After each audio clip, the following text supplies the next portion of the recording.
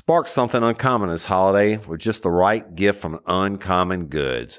The busy holiday season is here, and Uncommon Goods makes it less stressful with incredible hand-picked gifts for everyone on your list, all in one spot. Gifts to spark joy, wonder, delight, and that's exactly what I wanted feeling. Hey, y'all, I ordered a super cool piece. It's a candle with a sculpture of LSU's Tiger Stadium on top of it.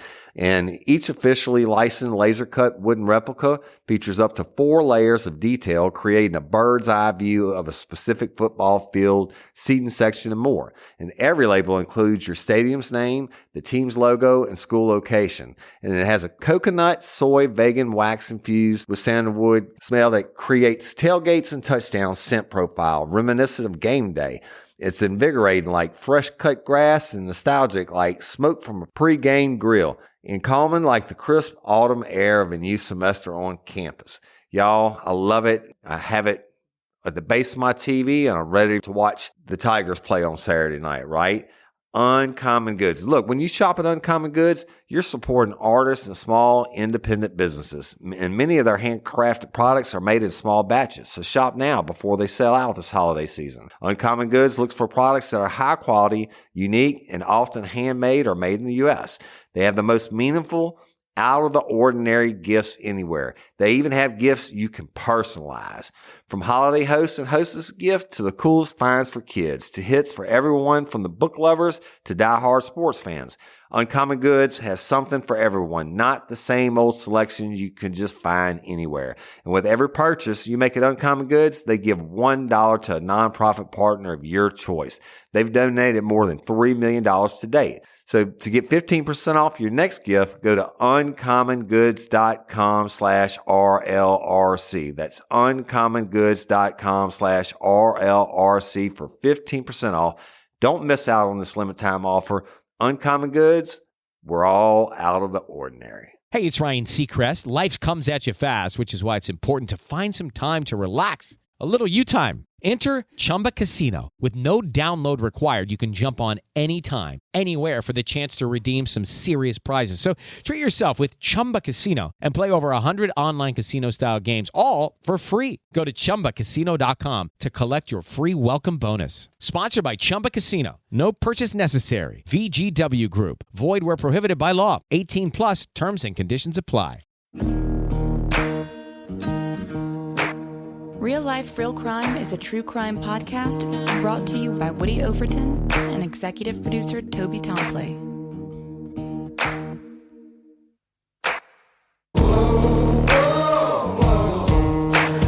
You have the right to remain silent.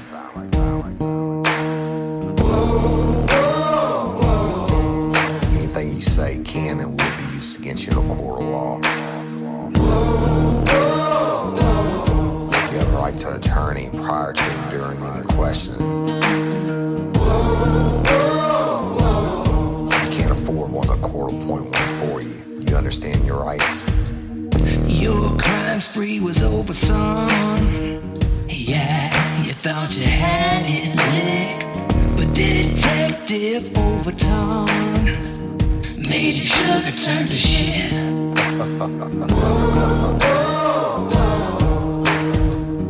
Get ready, you're gonna do time. Real life, real crime.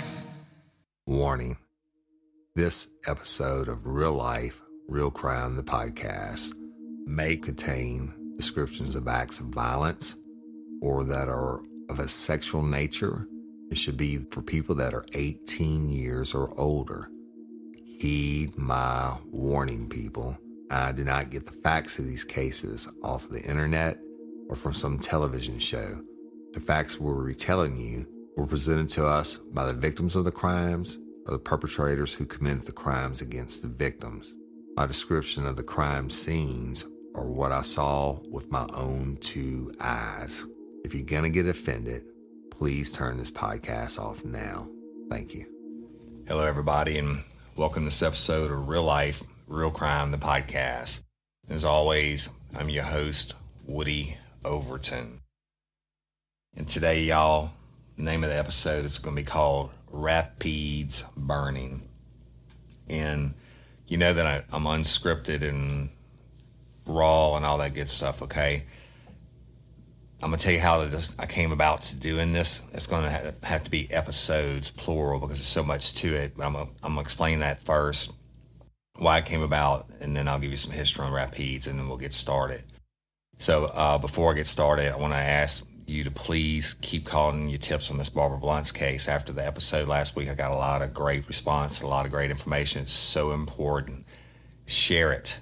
Sharing equals tips, okay? And I want every cold case to be solved, and we need your help, especially on Barbara Blunt's.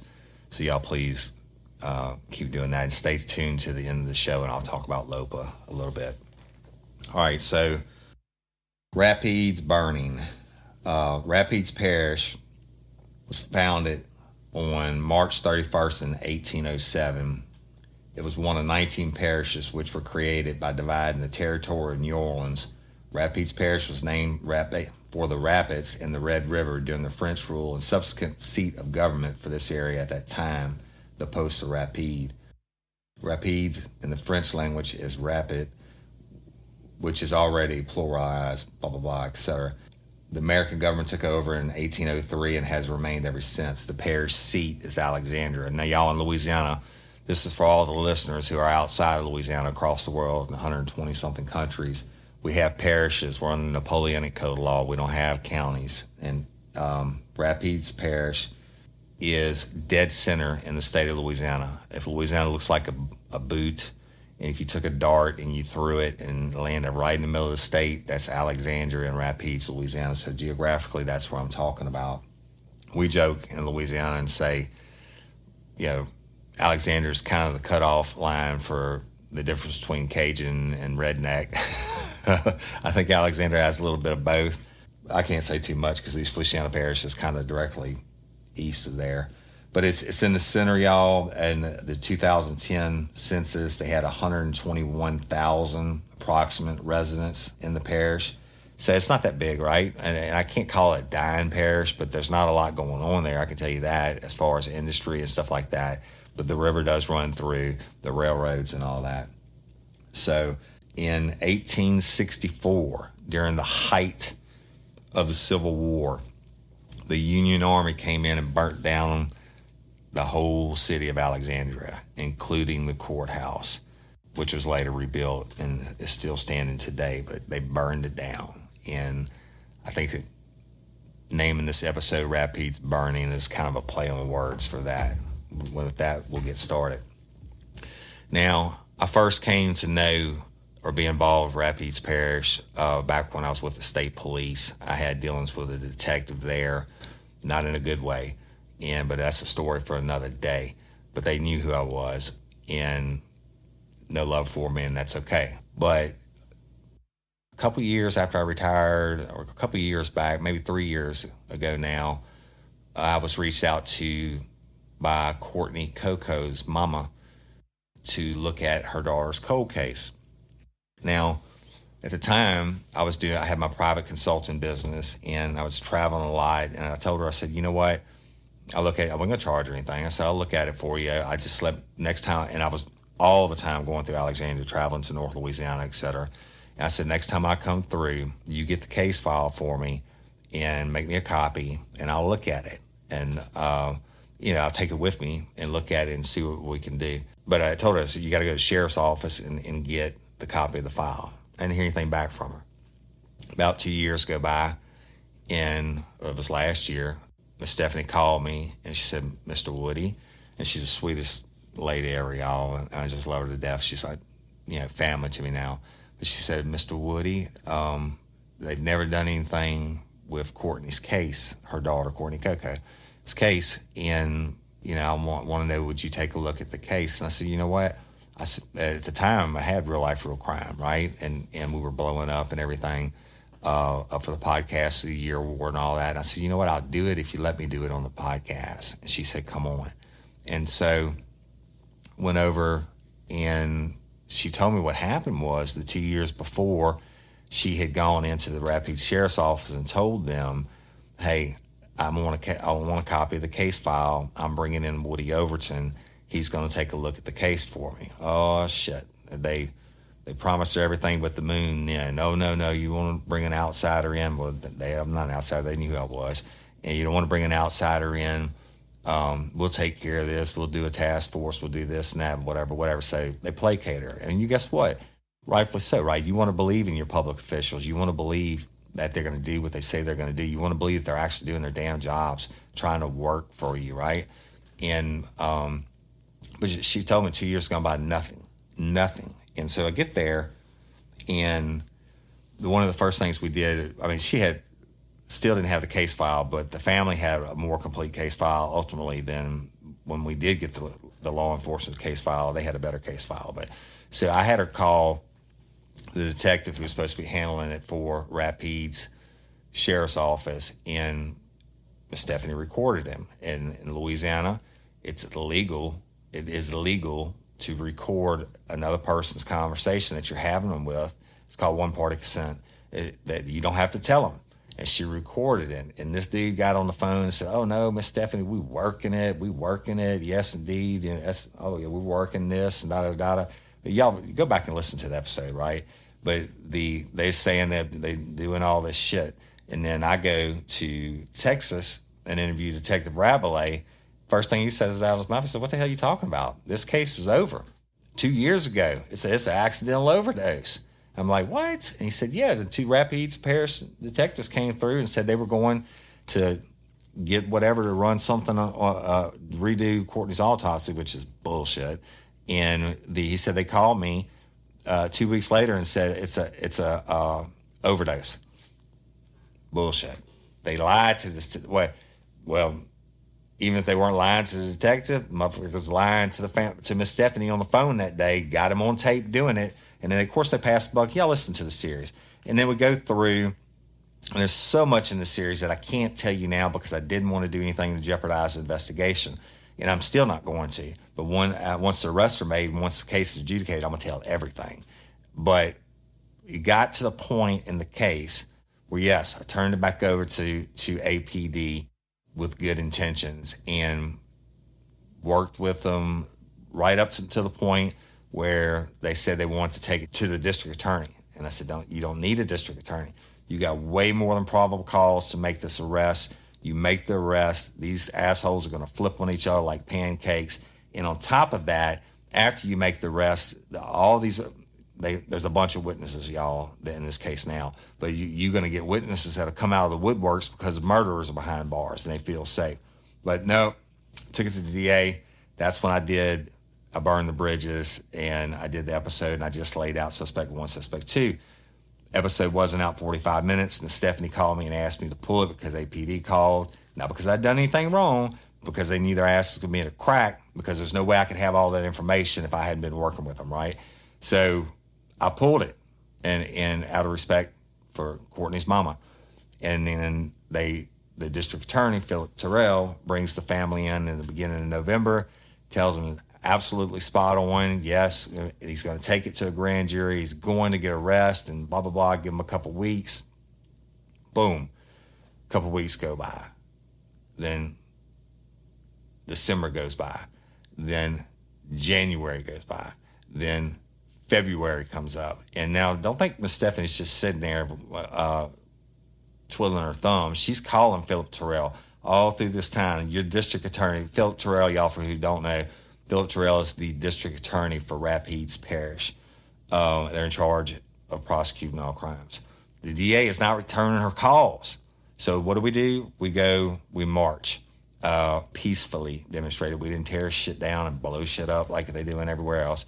But we marched, and anyway, y'all know the rest of it, okay? So fast forward. Oh, I'll tell you what. We got permission from Miss Stephanie to release that episode about Suspect 1 and Suspect 2 because of the delays. Now, there have been significant developments in Courtney Coco's case since then, and I keep getting put off, and I can't tell you how I know without damaging the case, so I'm just not going to do it. But so I asked you to back off APD in the DA's office because it wasn't going to do any good. They were waiting because of COVID or whatever it was at first, and Then it was whatever, and then a week goes by, and then another week goes by, and then another week goes by, and then another week goes by. And shit, every Friday I'm pissed off. And every Friday I'm pissed off. And guess what? If you think I'm pissed, how do you think the family feels? How do you think Courtney's mama feels? And her aunts and her grandmother, those ladies roll tight, okay? And what happens to one happens to all of them. And then you got all these lifers involved now, who lifers solve this case. People put their lives in jeopardy to come forward and give information, et cetera. Everybody's still waiting on justice for Courtney, right? Every Friday, wearing the pink, rocking it.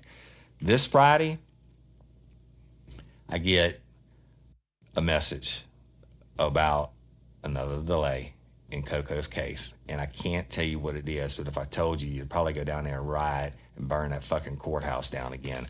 But it pissed me off so bad. But I'm in a jam here, right? What can you do? What can I do? And the excuse is so lame. It is such an obvious attempt, not from the person that's handling it, but I can't explain it, but it's such an obvious attempt at a delay for whatever reason. Maybe it's because elections coming up in November. I don't know. But it just really it pissed me off. And I'm not very nice when I get mad. And it takes a whole lot to send me over the edge. And so I have OCD, but my OCD is not being able to stop thinking about things. And that's made me an advantage in my career on solving cases, right? And so I do my best thinking 3 or 4 o'clock in the morning. I'm laying there, and I was so pissed off. I kept thinking about Courtney and thinking about it. And I said, you know, what can I do? What can I do without hurting Courtney's case that can bring some light down on what the hell is going on? You know, we got to do something.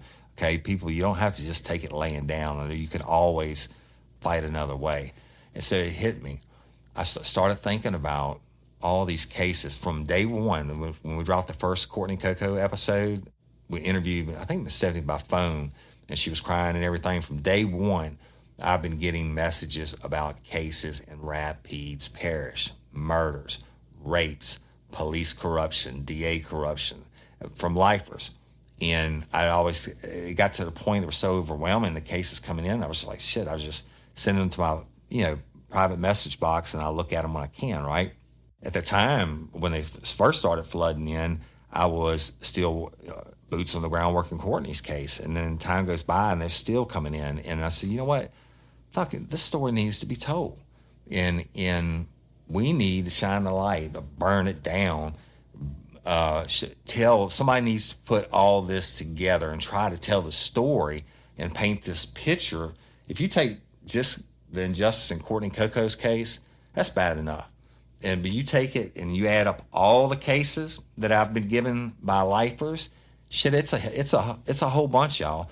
And I'm sitting here looking at one of 2 folders. This one folder, and the Patreon members are watching this on video. It's one of the perks they get for being Patreon members. They get to watch me record live, and this is Wednesday night. Each one of these pages in this big ass binder is a homicide, is a bad case, and there's no way I can tell them all. Now, I started thinking, I said, I got to tell the story, but how can I tell it? How can you tell it, Woody, and make it where we need to get national media attention brought down on Rapides, okay? Philip Terrell is the king of the fucking one-liners when KLB or whoever it is ask him about a case, and guy gets out and he's got 160-some counts of child porn. Hey, ladies, are you feeling overwhelmed by hormonal changes? Well, you're definitely not alone. There are more than 1,000 hormone disruptors living in our environment right now. It's in your food, your water, the air you breathe, the clothes you wear, your skincare products. They all mess with your hormones. Then there's the natural hormone changes your body goes through, premenopause, menopause. And while it's a natural process, it doesn't mean you have to suffer through it. The good news is you don't have to suffer through it anymore, because now you have Hormone Harmony, a formula made only with herbal ingredients that are shown to reduce hormonal symptoms in women of all ages. Hormone Harmony is not just a hormone supporting supplement, it's become a phenomenon. Women can't stop talking about it on social media. A bottle of Hormone Harmony is sold every 24 seconds. And the biggest benefit? Well, my wife says it makes her feel like her own self again. And that's what women mention over and over in the reviews. And there are over 30,000 reviews for Hormone Harmony. And for a limited time, you can get 15% off your entire first order at happymammoth.com. Just use code RLRC at checkout. That's happymammoth.com and use code RLRC for 15% off today. That's happymammoth.com and use code RLRC. Hey y'all, let me tell you about Gobble. All Gobble meal kits are pre-prepped. That means less work for you and less waste in your kitchen.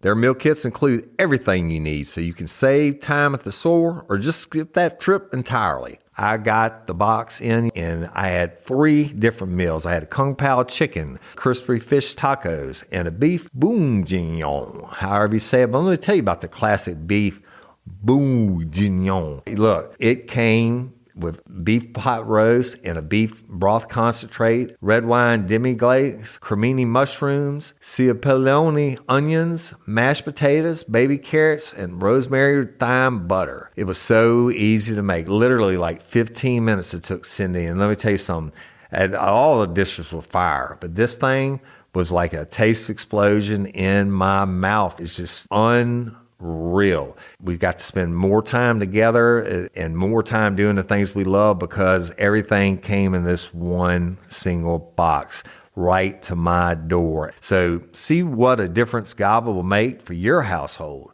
Right now, they're offering my listeners a fantastic limited time deal. You get $120 off across 4 boxes plus free shipping and free cookies. And let me tell you, those cookies, I ate one that was sin baked and it was delicious. Go to gobble.com/real life. That's GOBBLE.com/real life for $120 off your first 4 boxes. This offer is not available on the home site, so don't miss out. This is genius. It's taste explosions in your mouth like you never had. And they ask him, "Oh, why did you plead it down to 1 count or whatever?" And he says, his response is, "Oh, I'll have to get with such and such and check on that." Never hear anything else about it, right? So how can all this be told? Saturday morning when I got up, didn't sleep much, I put out a post to the lifers. I said, "You know what? I'm pissed. I'm tired as shit. And I know the wheels of justice turn slowly. And if I could burn it down nuclear the way I want to without hurting Courtney's case, then I would, but I can't." I said, but I told the lifers, I said, "Send me every single case that y'all sent me. Send it to me again, everything. And we're going to compile that bitch and I'm going to tell a story." And that's what I'm about to do. Okay. And the response has been so overwhelming since last Saturday to today. I say last Saturday, shit, it's Wednesday. Today, I think we added 2,000 new crew members on the page. And that's important because when national media comes and look, they can say, "Oh shit, they got 20-some thousand people here." Yeah, it's a legitimate deal. Plus, when we do a call to action, every single member we have is another member we can use to bring justice on all this, on Rapides burning. So now to tell this story, and I've been thinking about it, to tell it correctly, I think I need to do it in 3 parts. Now check this out. Obviously, I'm going to talk about every single murder victim that's in this book, okay? Now, I can't get them all done today. There's no way. So it's going to have to be a series. But I'm going to start on it today, and then I'll finish it whenever. Maybe I'll finish that. I don't know. I'll finish it when I finish it on the murders. But guess what? No victim in here. If you're a lifer and you sent your family's information, your loved one or your friends or whoever it was that's the victim of the crime, of the murder or whatever it was, you sent it, I'm going to tell the damn story, okay? They're going to get highlighted. And I bet you some of these people have never had their names spoken out loud since they were buried in the ground, but not by any law enforcement or district attorney, I can promise you that. I'm going to do it. So there's not a order of importance on the victim. No one victim is more important than any other, okay? All of them have mamas and daddies and grandparents or had, and some of them had kids or brothers and sisters. Each one of them was a human being, y'all. Hey, this is real life. These are real people. They got killed, murdered, and then later on I'll get into the rapes and stuff like that. This is serious shit, man. What if it was your people? Look at your significant other next to you and think if somebody snatched him up or her up and murdered them brutally and you never got justice for it. Ever. It's unacceptable, man. In looking at the volume of this, and this is just, I didn't go on Rapides cold case website looking for information. This is shit that was sent to me by lifers. So I know I'm skipping around, bear with me.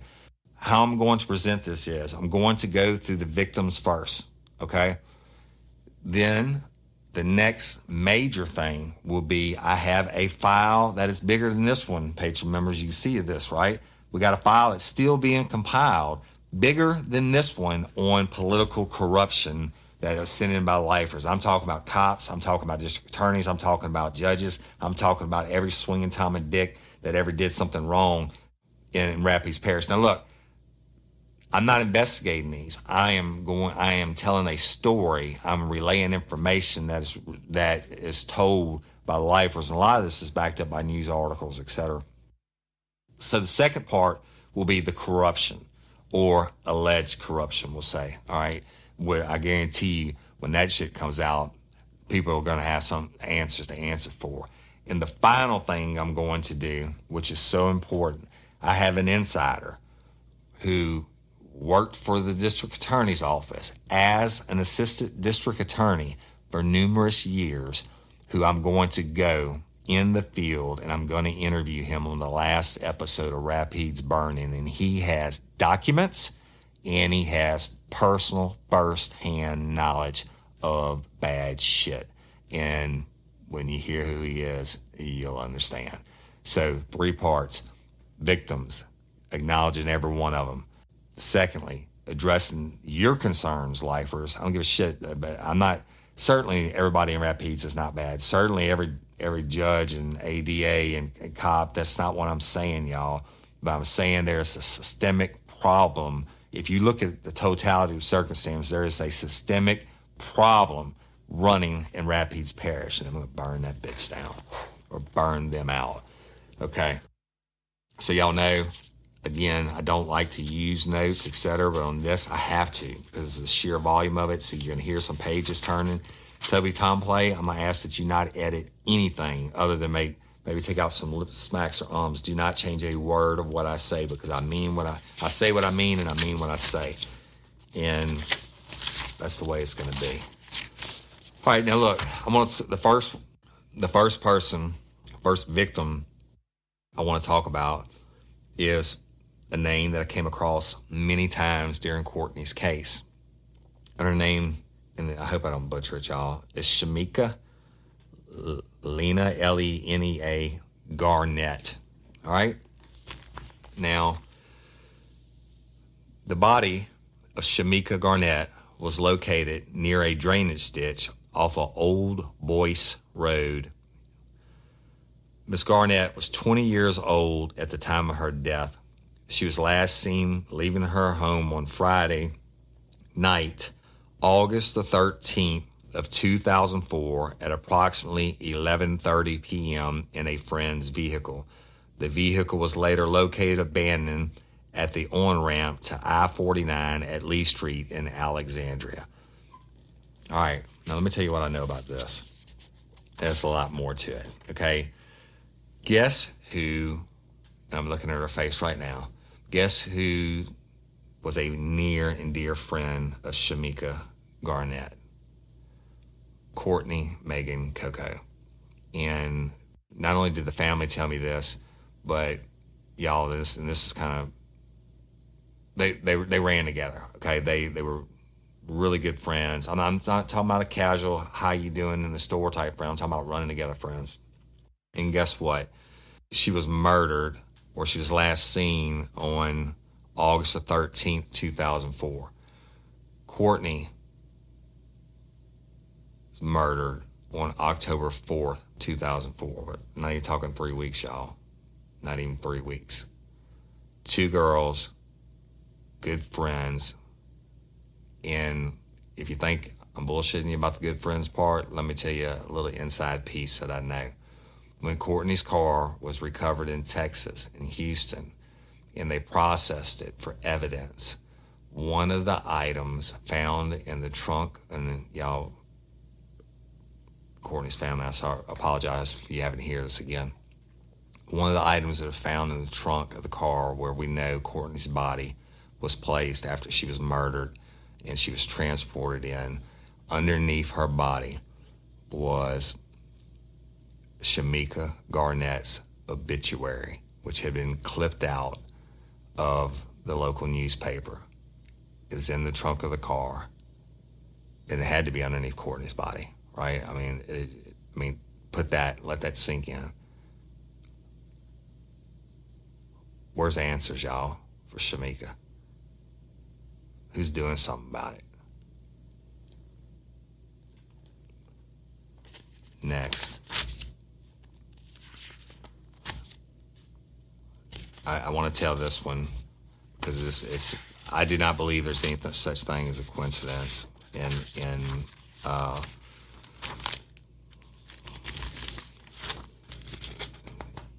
homicide cases, okay? I'll tell you that from years of doing them.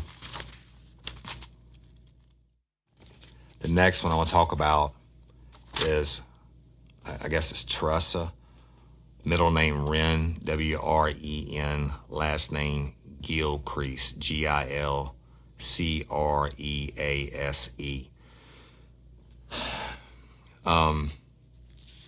Naturally, it's another cold case out of Rapides. All right. Now, this was sent in by a lifer also, and I can't read everything that he put, but I'm gonna read some of it. But this is a clip of an article from the Town Talk, which is like the Alexandria newspaper. It says it's been 13 years since the body of Teresa Wren Gilcrease was found on the road near Louisiana State University of Alexandria, stabbed at least 5 times and run over by a vehicle, and her family still waits for justice. Gilcrease, who was living in Oregon with her husband, had come to Alexandria for her daughter's high school graduation.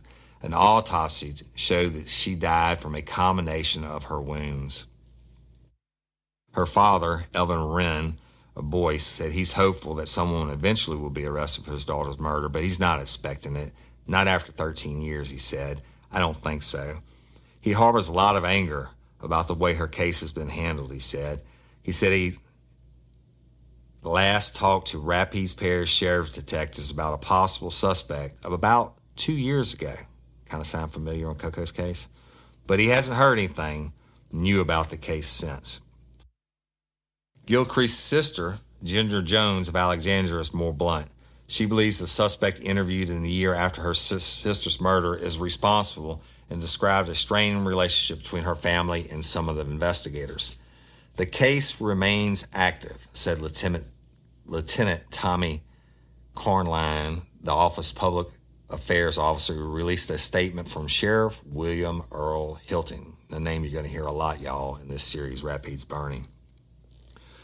Hilton says, "We work all cold cases the same way. When we get any new leads, we follow them," said Hilton in his statement.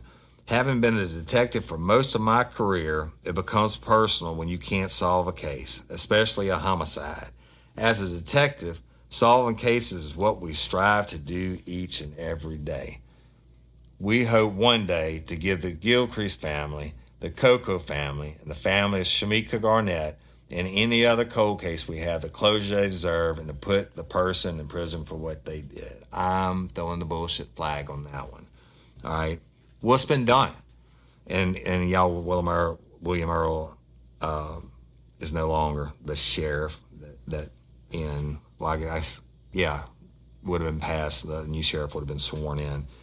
But this is the same kind of bullshit line the detective was running on Miss Stephanie when we had him on the phone. "Oh, we're working it all the time. Yeah, we've been working it for these past 2 years, and we told you we were going to work it. You didn't need to bring in anybody, et cetera, et cetera." And then guess what? Bullshit. Go to Texas, find out they've already ruled it, whatever. I'd love to know what they've ruled Teresa Wren Gilcrease's and Shamika's case. Now, the The bad part of this is, and now, well, let me, a little bit, let's see if I need to read any more of this. Back on the Gilcreases, it says a sketch of the man was released after Gilcrease's body was found and suspects were questioned, but no arrest had been made. Coco case all over again. Gilcrease's case was the first recently to be featured by Crime Stoppers, blah, blah, blah, whatever. And so they said, we're going to convince somebody somewhere knows something. Yeah, no shit. All right, now, one of the lifers that sent this in, he sent in these personal notes, and I had this from like numerous people. I am not going to say a name because I cannot verify it, but I'm going to read an excerpt from this, and this guy swears it's the truth, and he swears he got it from the horse's mouth, but it is what it is. Teresa Wren Gilcrease, according to the Rapides Parish Sheriff's Office Major of Detectives at the time of death, the prime suspect was the nephew of Sheriff William Earl Hilton. I'm not going to say his name, y'all. They also says he allegedly was a state trooper. I'm trying to edit this out. Under the supervision, his name is blank. He was a state trooper under the supervision of my brother-in-law at the time of the murder. The RPSO major told me personally that in his opinion, any district attorney's office in the nation would have prosecuted him except Rapides. When the major pursued the case, he said from that point on, he was kicked out of the good old boy clique. This is not a rumor. It was told to me by the major himself, who was my best friend. The major was a man of honor and integrity, unlike some who think they're above the law. God will tend to all of this one day. Now, I'm going to leave the rest of his statements out. This guy's on it, obviously is pissed off, and he's saying that his best friend was the head of the detectives for the Rapides Parish Sheriff's Office, and this case should have been prosecuted, and it wasn't. And he's saying that it was the sheriff's nephew. I don't know that. I'm saying what he was saying. So thank you for that information. I want to talk about another one. And I'm flipping through all these pages because it's so much. But this one kind of, shit, man, it kind of disturbs me in a way. This is the case. It's 2 homicides in one case. All right, y'all, the next one I'm going to tell you about is the case of the homicide of Rebecca Ann Miller and Roderick Collins. Their bodies were found badly decomposed off of Sugar House Road in Alexandria, Louisiana on December 20th, 2002. Their bodies had been out there for 6 weeks. It took 3 autopsies and an anthropologist to find the cause of death. My mama, and remember y'all, this is sent in by a lifer, Rebecca Miller, was stabbed 67 times so viciously she had indentations on her bones. Rebecca had just gotten out on bail from jail. I guess it's October 1.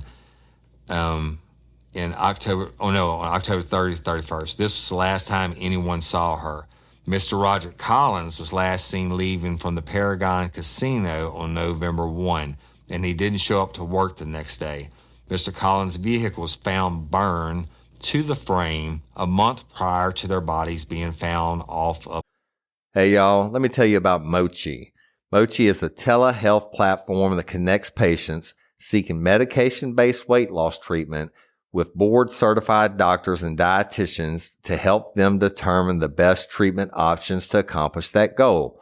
Mochi's program is completely virtual, meaning you can access their services anywhere in the United States and you will be meeting with their team online. You deserve doctors that listen.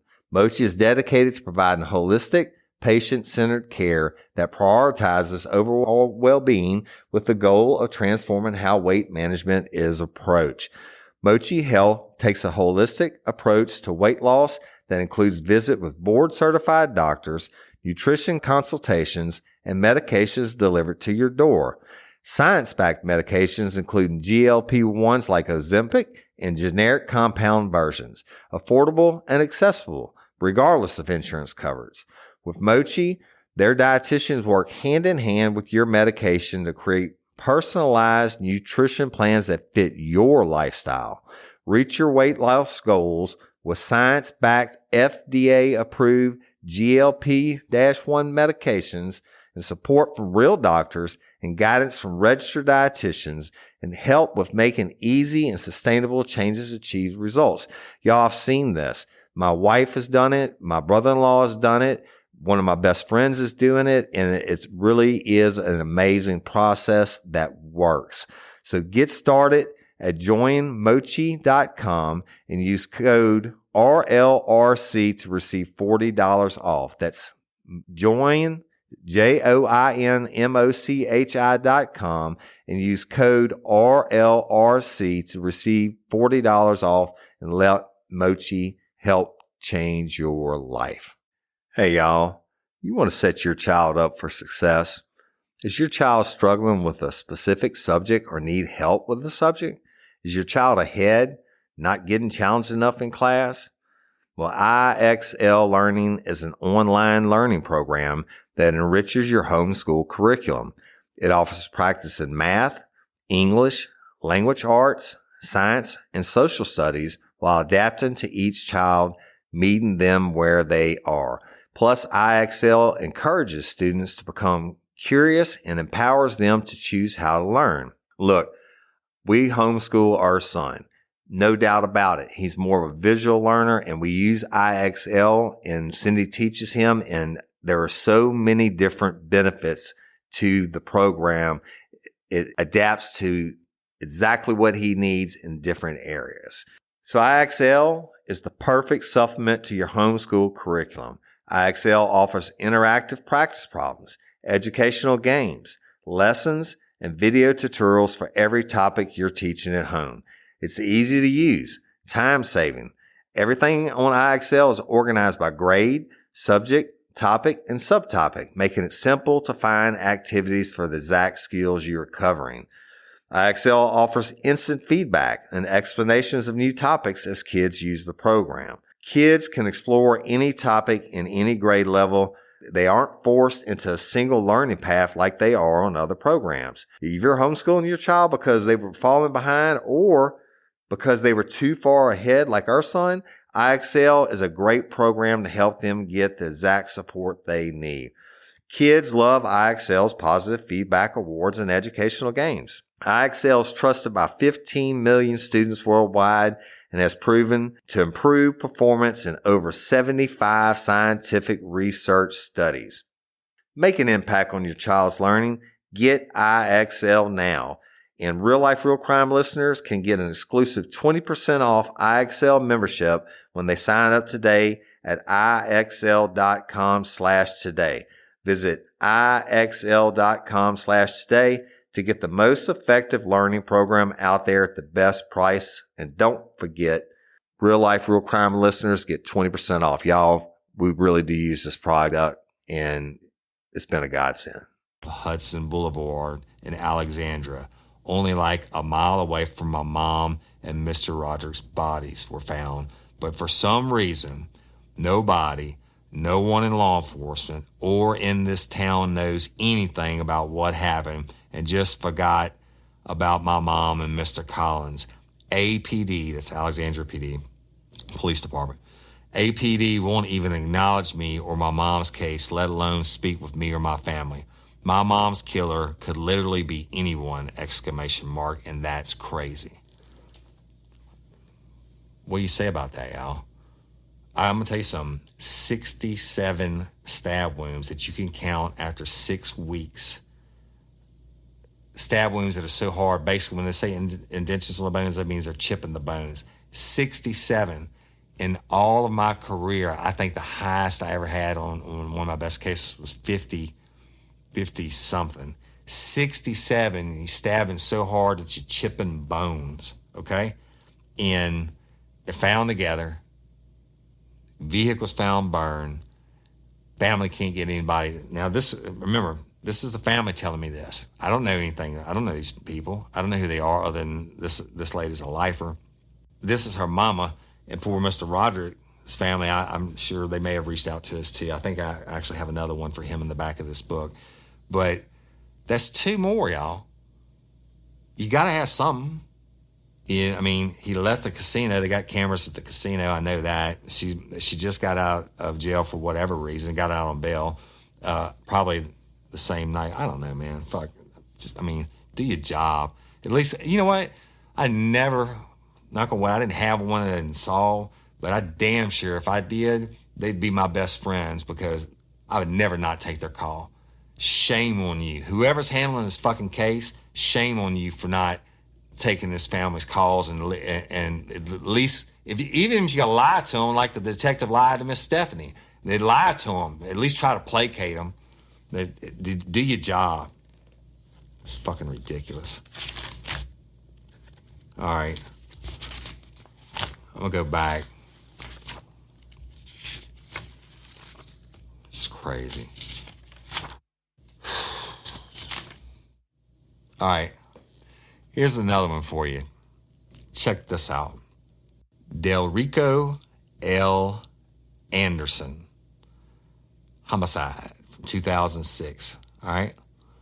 The cold case summary is Delrico Lamont Anderson was 23, was murdered on March 13th, 2006 in an early morning drive-by shooting on Highway 1 just outside of Alexandria, Louisiana. Delrico was born in Inkster, Michigan, and lived in Alexandria about 6 years. He worked at various restaurants in the area. He is survived by a daughter, Laisha, his father, Benny, 8 sisters, 7 brothers. And he's buried at such and such. Crime scene. Delrico and passengers Royce Real Taylor, 25 years old, and Christopher Allen Thomas, 19, were returning in his 1982 Oldsmobile Cutlass after a night of clubbing in the Rapides Parish at Secrets and Mansuras and Jackie's Lounge in Marksville. At around 4:30 a.m., a light model silver gray Chevrolet Lumina pulled alongside their vehicle and opened fire at least 4 times with an AK-47. Taylor and Thomas were not injured. However, Delrico died en route to the Rapides Regional Medical Center. After speaking with witnesses, investigators believe he may have known the person that fatally shot him. That's it. What the fuck?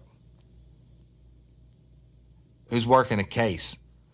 Y'all, Delrico L. Anderson is a human being too. And all these lives matter. I hadn't told y'all any races or anything, if they were white or black, because that shit doesn't matter to me. But listen to how many brothers and sisters he has. You think, I guarantee you a lot of them are still alive. And I'm not beginning to touch the tip of the iceberg, people. I'm just flipping through, hitting some that are just jumping out at me. And, I think it's crazy. Why haven't these cases been followed up on? Somebody needs to do something, okay? And I've got a bunch more. And I'm going to do one more. I don't know what the hell's going on in Rapides Parish. The Delrico case, whether it's in Alexandria PD limits, I don't know. But it certainly is within the Sheriff's Office jurisdiction. What's up, Rapides Sheriff's Office, for Delrico Lamont Anderson? And if nobody else is going to ask, I'll ask. Now this next one is a little bit puzzling to me, and I'm going to end it on this one.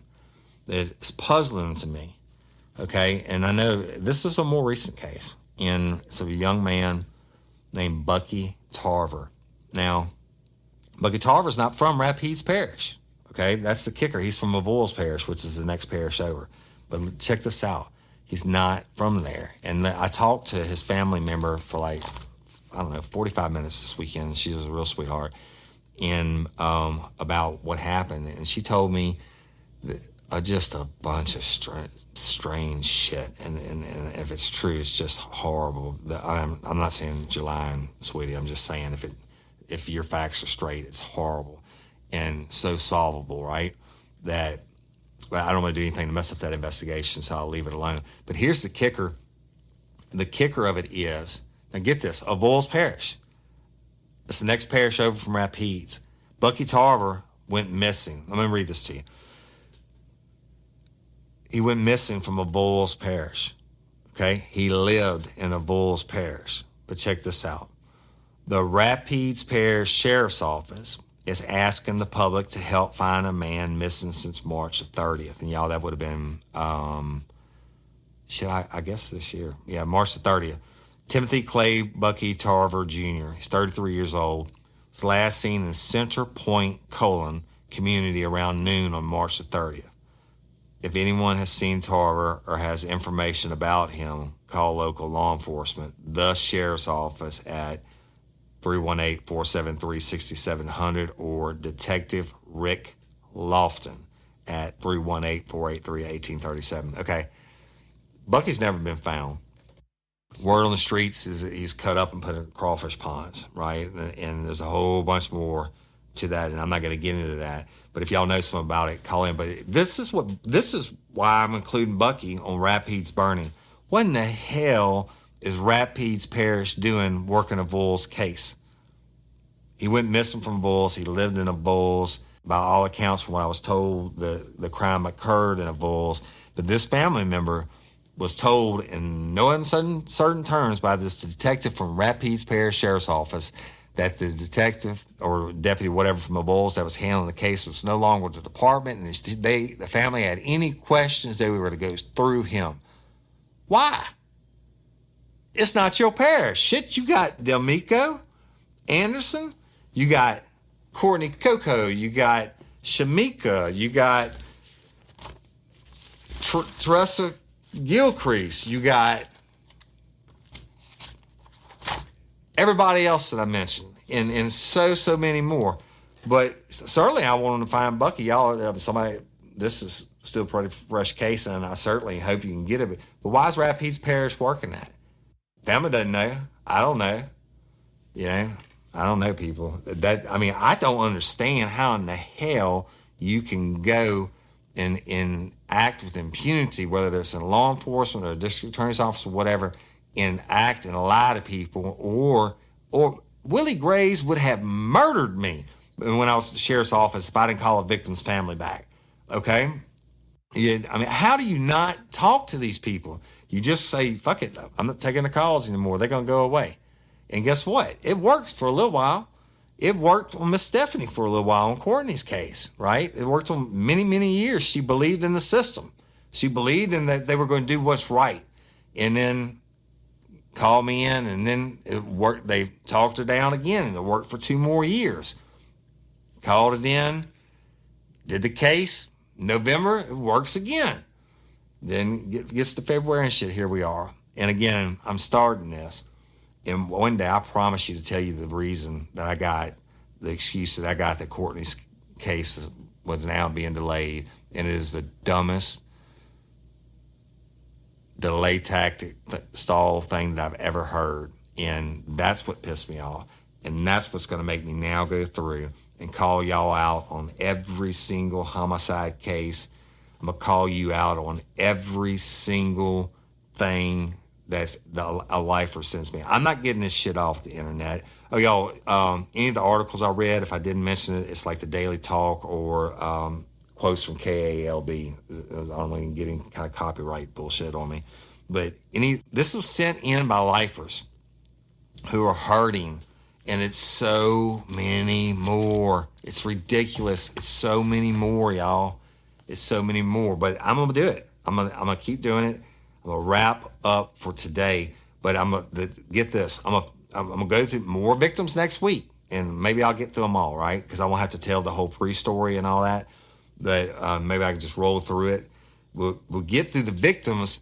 You better hold on to your horses, because sugar is going to turn to shit. Because then I got a file of complaints against officials that are from real people who put their name on the shit. Okay, and it's serious. And you take those complaints, and I mean it's just so many that I don't see there's any way that lifers don't get pissed off. I'm talking about everybody else that doesn't know it already.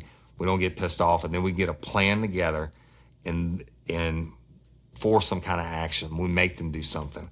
And then the last interview, I'm gonna bring in an insider who has the juice, is what I used to call it when I get a confession in a case, is I was going for the juice. This man's got the juice, and he's got the reputation and the career to back it up. And so that's going to be the last episode of Rapides Burning. So if I get Rapides, you're on notice, I'm coming. I would be scrambling if I was y'all to try to contact some of these other victims' families before I get to them next week. And when the news shows up, you can be like, oh yeah, certainly, we've been talking to them, whatever. I don't understand it, but pissed off, and I'm not even from there, man. Shit, I'm glad this is not. I actually live in two parishes, Livingston and now East Feliciana, and I'm so damn glad it's not my backyard. And I feel for y'all that live in Rapides. I don't know how the hell you've been putting up with it this long. But I can tell you something. There's a district attorney's election coming, and you have the right to vote. So you're right. You have the right for your voices to be heard. Yes, I am looking at the patrons, some stuff while it's coming up. We are going to bring the media.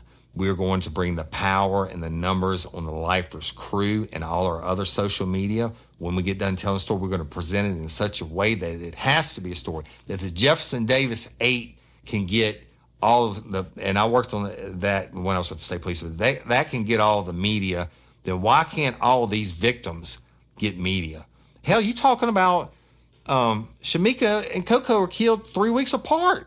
And I think Gilcrease was just shortly after that, or just a couple weeks after that. I mean, this is a time frame. There's a story here. I can't tell it all. I don't know it all, and I don't proclaim to know it all. And I'm certainly not saying everybody's bad, but I'm saying some of you bitches are bad in Rapides Burning. So before I close, y'all, it's just so much more I could say, and we'll get into it next week, and we're going to keep going.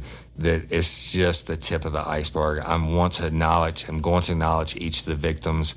Then we're going to get into the allegations of public corruption or just shitty work, and then we're going to bring it home with that interview, and then we're going to blow it up. And by then, I hope COVID will clear us to come to Alexandria and have a peaceful demonstration in the news media and get these cases the coverage they deserve, and maybe the family members and everything, but we'll work on that.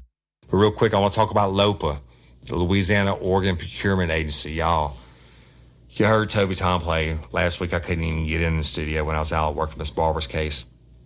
Talk about his friend's daughter who just died, and her organs went, and they got a letter, at least a letter from the iBank or whatever. But hey, man, people are dying out there, and they need organs. And it's not like everybody that signs up to be an organ donors, organs get used. It's a very selective process, a lot of restrictions they have to follow. I mean, it's just so much that goes into it. And I don't proclaim to be an expert, but I proclaim to care about it. Be an organ donor, lifers. Go to LOPA. LOPA.org, and I will put it in the show notes, LOPA.org, and do the one for Livingston Parish Literacy and Technology Center, criminal justice students, and there's also one now for Real Life, Real Crime, how you heard about them. We also thank you for those who donated. We raised $250 this past week for LOPA. Y'all saw we actually sent it electronically, but we did a check, blacked out the account number to put it on social media. So be a hero, man. Check that box. I don't care what they do with your organs. Shit, you'll be dead, And then, so save a life. Be a hero. Save a life. And I'm Woody Overton, your host of Real Life, Real Crime, the podcast. And until next time or ever, don't let me catch you down on Murder Bayou. Peace. Get ready, you're gonna do time.